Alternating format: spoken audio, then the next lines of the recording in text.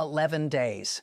That's how long the United States and Israel have been locked in a war with Iran, a war of choice, launched on shifting justifications that seem to change not just week to week, but sometimes minute to minute.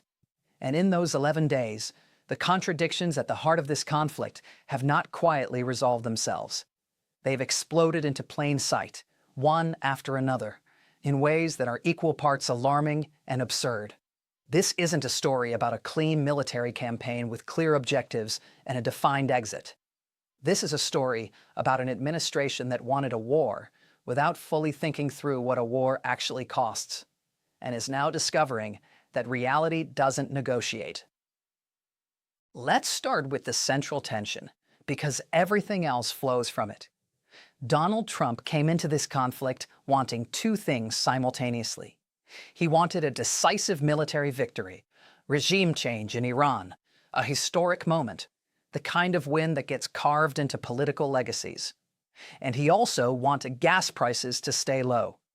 That sounds almost too simple to be the core strategic problem, but it is.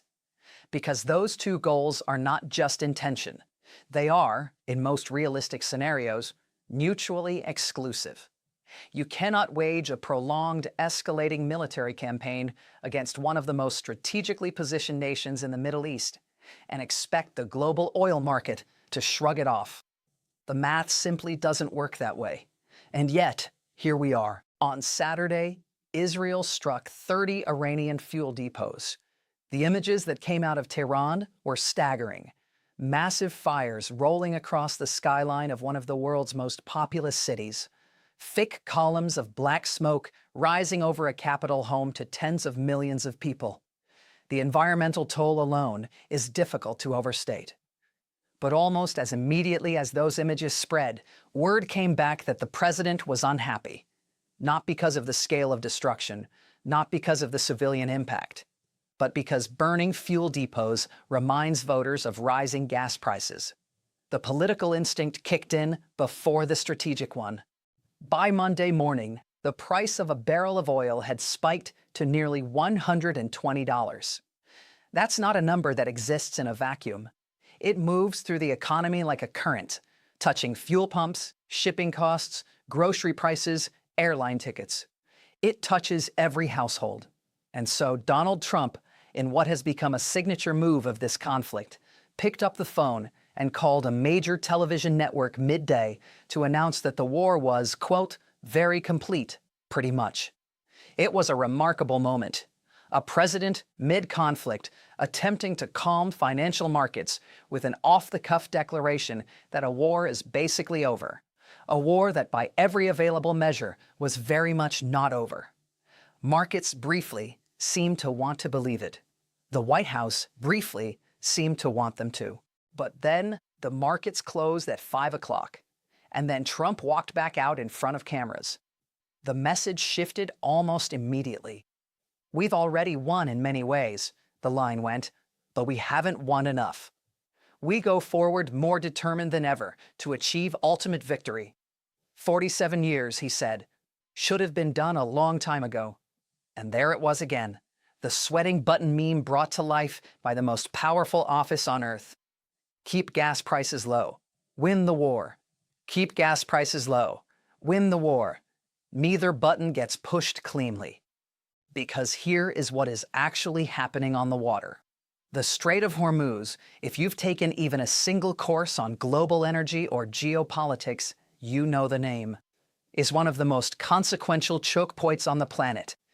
An enormous portion of the world's oil traffic moves through that narrow passage. Tankers carrying crude from the Persian Gulf to markets in Asia, Europe, and beyond. It is, in every practical sense, an artery of the global economy. And right now, Iran has effectively shut it down. Iranian forces have been targeting vessels attempting to pass through. The flow of commerce has, for practical purposes, stopped. Trump's response to this, in one phone interview, was striking in its confidence and its detachment from ground-level reality. Those ships, he said, should just go through and show some guts. There's nothing to be afraid of. They have no navy. We sunk all their ships. The problem with that framing became apparent almost immediately, because at nearly the same moment, news broke that the U.S. had sunk 16 Iranian ships in the span of 20 minutes, which, if you follow the logic, suggests that Iran does in fact still have ships. Quite a few of them, apparently. And so the narrative that the threat has been neutralized and the strait is essentially clear ran headlong into the operational reality that the strait is not clear at all, and that ships moving through it are in range of Iranian missiles. When pressed publicly on whether the strait needed to be forcibly reopened, the tone shifted again. "It doesn't really affect us," Trump said. "It affects other countries much more. We have so much oil. We have tremendous oil and gas, much more than we need," which is a different argument entirely from the one being made 24 hours earlier, and which conveniently sidesteps the fact that oil is a globally traded commodity, meaning that supply disruptions anywhere create price consequences everywhere. This whiplash in messaging has produced some genuinely chaotic moments. Energy Secretary Chris Wright, a former fossil fuel executive whose official portfolio has very little to do with oil prices, appeared on television over the weekend and floated the possibility that the U.S. Navy might begin directly escorting oil tankers through the Strait of Hormuz. He chose his words carefully, framing it as a possibility, something that might happen, groundwork being laid. But the implication was clear enough to move markets. Investors heard the Navy will reopen the strait, and oil prices dropped as optimism briefly returned. And then, a few days later, Wright posted on social media that it had happened, that the U.S. had successfully escorted an oil tanker through the Strait of Hormuz. That was the announcement. That was the tweet. Markets responded positively almost immediately.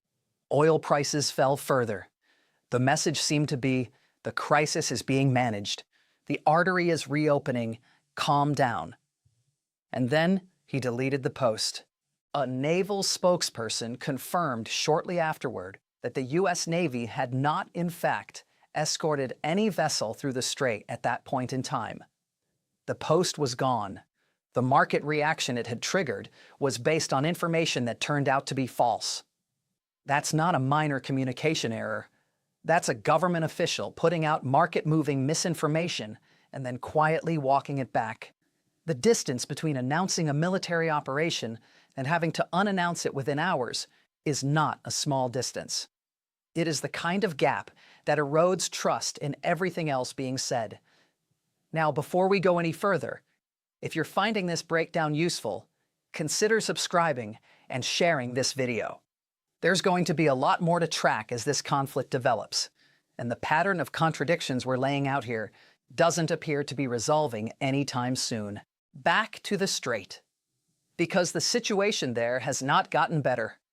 Reports have emerged of possible Iranian mine deployments in the waterway, a tactic that would fundamentally change the nature of the threat to passing ships. Mines are patient. They don't require active engagement. They simply wait. Trump has reportedly been posting angry warnings for Iran not to proceed with mining. U.S. forces have been targeting what are described as Iranian mining vessels.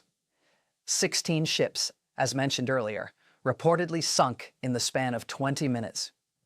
The pace of escalation in a body of water that the global economy depends on is not trending toward de-escalation. And meanwhile, the human cost of this conflict is accumulating. An 8th American service member has been killed. More than 1,200 Iranians have died. 570 people in southern Lebanon, where Israel has moved back in, have lost their lives. 13 Israelis. These numbers are not abstractions. They are the actual toll of a conflict that from the beginning, its architects insisted would be short, clean, and decisive. There is no clear exit. That is perhaps the most damning thing that can be said about this war at day 11. Iran has little reason to trust the United States, and even less reason to believe that any agreement reached now would hold. The president's credibility as a negotiating partner, already under strain, has been further complicated by the elementary school. On the very first day of this war, a girls' elementary school was bombed in Iran. Nearly 200 students and staff were killed. The New York Times later published photographs of weapons debris from the site. One remnant was labeled clearly, "Made in USA." The Pentagon has said it is still investigating the attack. Donald Trump's explanation, offered in a televised interview, was that Iran may have bombed itself, that another country might have used the Tomahawk missile and staged the strike. When the reporter pointed out that Iran does not possess Tomahawk missiles, and that even his own defense secretary, standing right beside him on Air Force One, would not corroborate that version of events, Trump said he doesn't know enough about it yet and is willing to live with whatever the investigation shows. Let that sit for a moment. The President of the United States suggested that Iran used the Tomahawk cruise missile, which is an American weapon system, to bomb its own elementary school, killing its own children on the opening day of a war that the United States was launching against it, and then retreated to, "I don't know enough about it," when that theory didn't survive contact with basic scrutiny. This is not the behavior of an administration that is in control of its own narrative. This is the behavior of an administration that is improvising and hoping that the fog of war provides enough cover. There's a senator from South Carolina named Lindsey Graham who, by his own admission, helped push Donald Trump toward this conflict. He is now publicly calling for the war to expand into a wider regional engagement. In a recent speech, Graham addressed Arab nations directly, warning them that their behind-the-scenes maneuvering needed to stop, that they needed to publicly commit to the fight, that he was personally invested in bringing the Iranian regime down and expected regional partners to be as well. The tone was not diplomatic. It carried the unmistakable implication that Arab nations who didn't fully commit risked damaging their relationship with Washington. The response from one of those nations was not warm. A spokesperson for the Qatari Foreign Ministry pointed to a map of the region and said simply, "Look at it." There is no space on that map where escalation is not actively occurring right now. This, the spokesperson said, is exactly what they warned about from the beginning. They said that if the chain of escalation that began in 2023 was left unchecked, it would spread into a regional war. And what is happening now, they said, is a regional war. One that can still potentially be contained, but whose trajectory is deeply dangerous. The message was clear. The people being asked to get more involved are the people who have to live in the neighborhood afterward. Lindsey Graham flies home to South Carolina. The Arab nations in question do not. And that, in many ways, is the story of this war so far. The distance between the people making the decisions and the people bearing the consequences has never been wider. An administration that wanted a quick, clean win against a 47-year adversary is discovering that wars do not accommodate marketing timelines.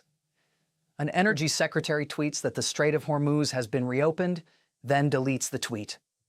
A president tells a television network in the middle of a trading day that the war is basically over, then walks in front of cameras 2 hours later to announce victory is still coming. An elementary school is bombed, children are killed, and the official explanation is that maybe the country being bombed did it to itself using weapons it doesn't own. 11 days in, this is where we are. Oil at merely $120 a barrel, an eighth American dead. A strait that carries a meaningful percentage of the world's energy supply effectively closed. A regional war that the administration insists is contained, even as a Qatari diplomat describes it spreading in real time.